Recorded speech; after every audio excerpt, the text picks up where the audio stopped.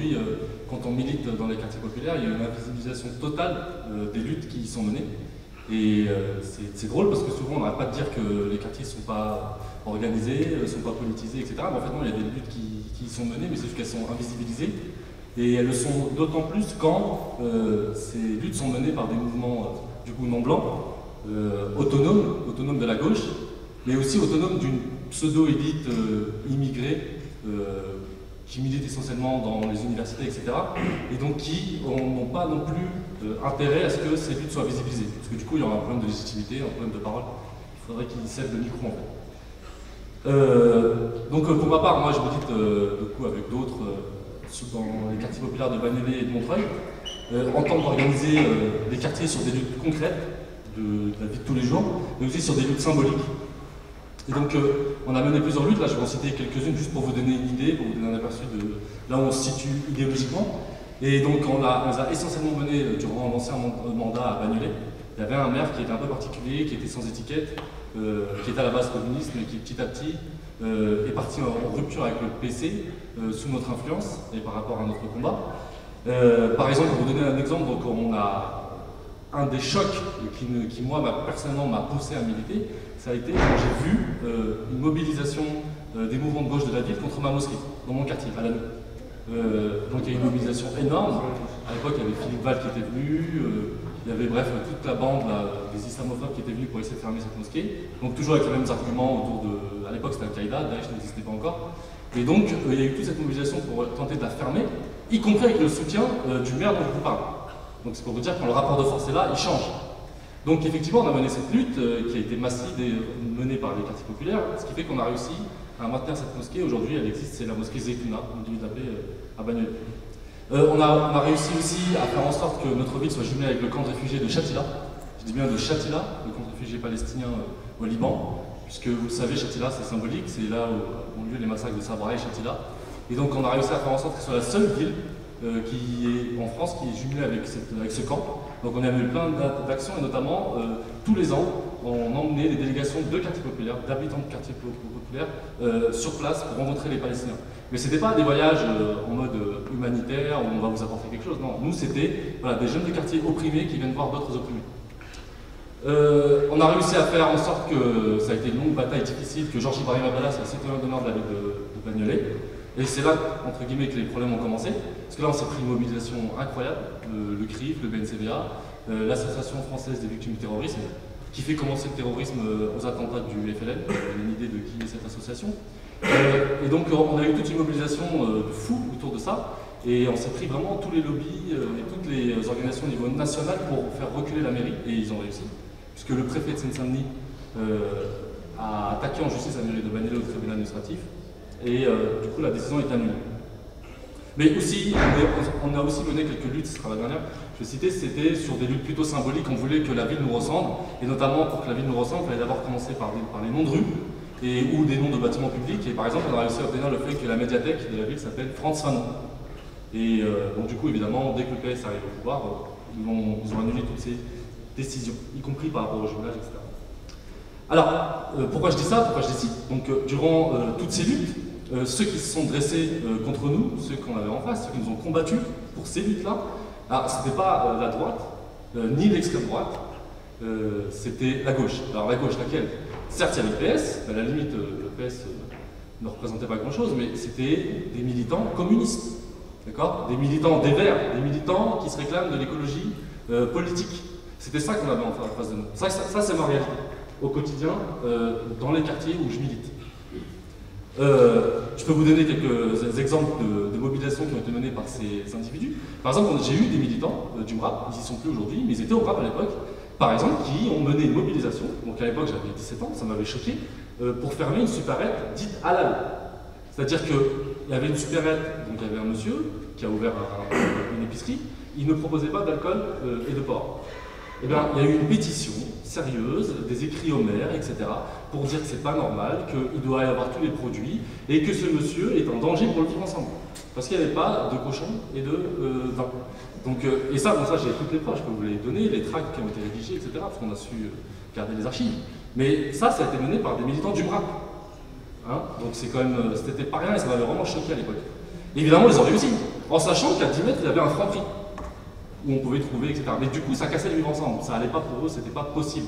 Ils n'allaient même pas faire leurs courses à l'intérieur.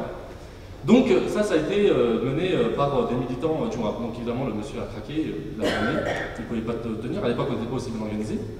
Il y a aussi un autre événement qui vraiment, pareil, ça m'a choqué, ça c'est plus récent, c'est autour d'une maman voilée dans une école primaire. En fait, elle se plaignait des propos racistes de l'institutrice et de la directrice, elle en avait marre. Du coup, elle se sentait plus en sécurité dans cette école, surtout pour sa fille. Et donc, elle a demandé un rendez-vous à l'inspection académique, elle nous a repéré, elle nous a demandé de l'aide, elle nous a demandé de venir l'assister dans ce rendez-vous. Elle est partie demander un rendez-vous avec l'inspecteur académique. Tout de suite, ça a été l'inspecteur académique, ça a été horrible, ça a été un tribunal en fait. Heureusement qu'il y a une personne, une femme dans notre groupe qui a réussi à venir avec elle.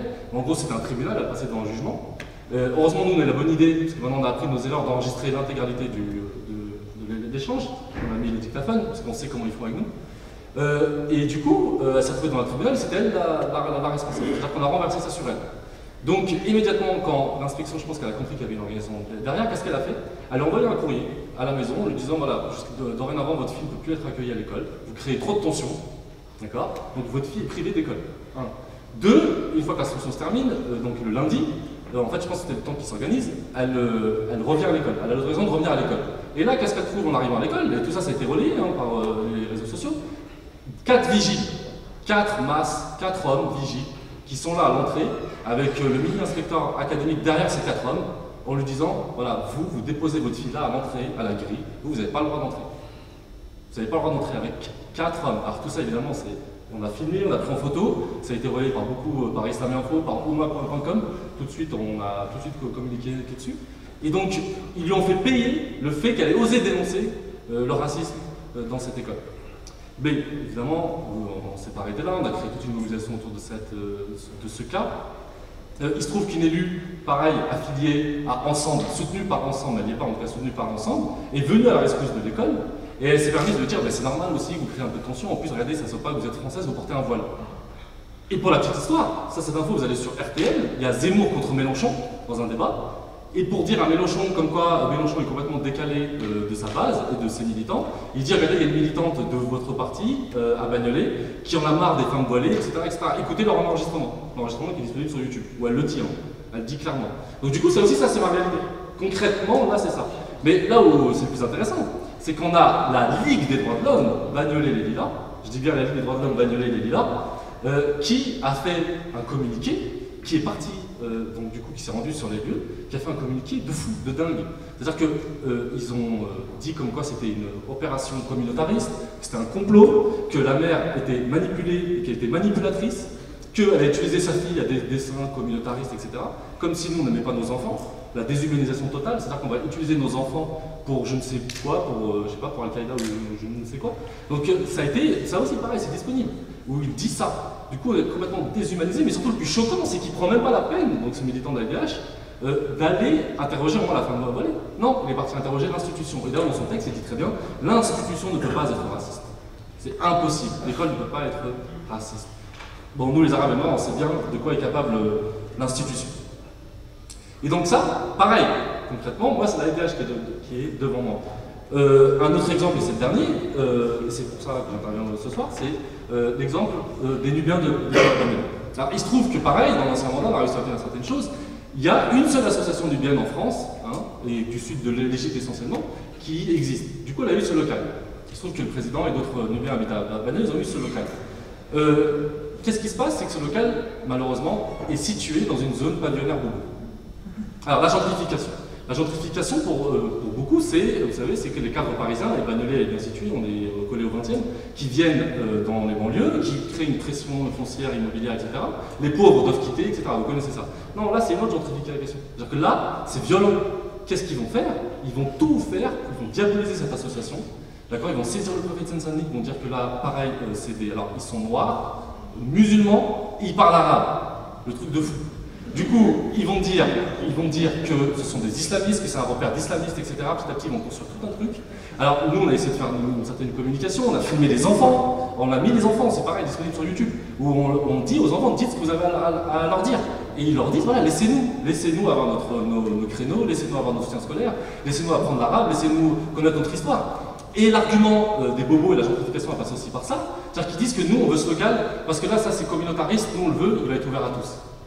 En sachant que eux, ce sont que des blancs, classe moyenne supérieure. Mais ils ne voient pas leur communautarisme.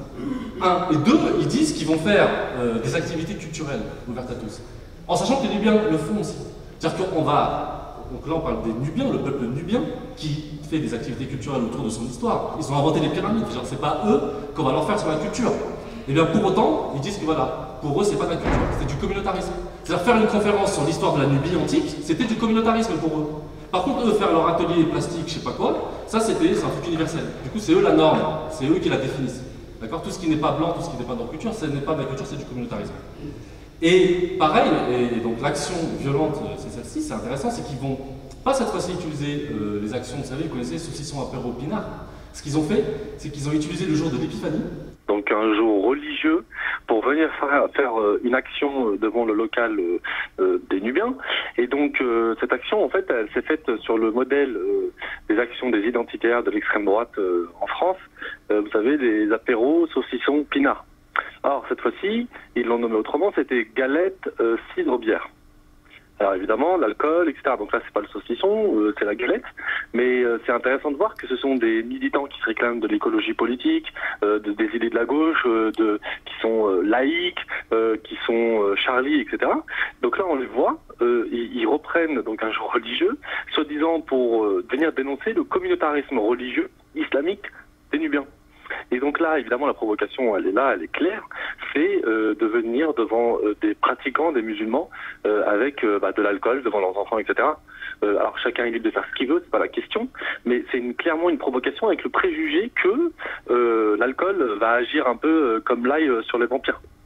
C'est-à-dire qu'en fait, l'alcool va agir sur les musulmans comme l'ail sur les vampires, ça va être un repoussoir. Je sais pas, c'est un peu une croyance absurde. Et donc l'idée, c'est de venir provoquer, et surtout de provoquer un trouble. D'accord, de provoquer un conflit. Donc c'est pour cela que le juge des référés au tribunal de Montreuil n'a pas statué sur le fond de l'affaire, c'est est-ce que les Libyens doivent rester ou pas, il a juste statué sur l'urgence de la situation, puisque c'était en référé. C'était simple en fait, l'avocate de la mairie, elle a dit regardez, trouble l'ordre public, comme pour les Burkini. Pareil, ils ont dit regardez, trouble l'ordre public, il y a des tensions. Le Parisien avait titré tension autour d'un préfabriqué, parce que c'est un préfabriqué, il faut le savoir.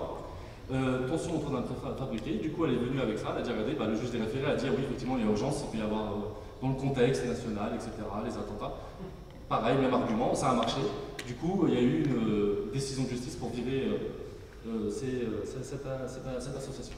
Donc voilà, j'ai fini de ça pour dire que il faut faire attention. Moi j'ai milité à un moment donné dans des espaces au niveau national, etc. C'est clair que la LDH de Tubiana, j'ai déjà entendu le discours, c'est très bien. Mais en fait, la réalité concrète au quotidien, c'est pas la même du tout. D'accord? C'est pas pour faire. Souvent, on me dit, on m'a reproché, ouais, mais t'es trop radical, etc. Ça va pas, tu veux pas d'alliance et tout. C'est pas ça. C'est que moi, concrètement, dans ma vie de tous les jours, dans mon quotidien, j'ai en face de moi des gens, des mouvements de gauche, c'est pas n'importe lesquels, soi-disant progressistes. Et ça, c'est un problème quand même. D'accord? C'est un très, très gros problème. Donc, comment je fais, moi, par rapport à ça? Comment je fais après moi pour venir expliquer, vous dire, ouais, mais attendez, c'est compliqué, au niveau national, c'est pas la même chose, etc., etc. C'est pas du tout ça. Et en plus, c'est concrètement des vies qui sont abîmées. Qu'est-ce qu'on va dire à la petite fille?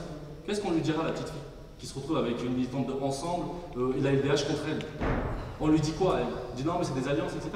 Donc voilà, moi, c'est juste ça que je voulais partir de mon réel, de mon quotidien.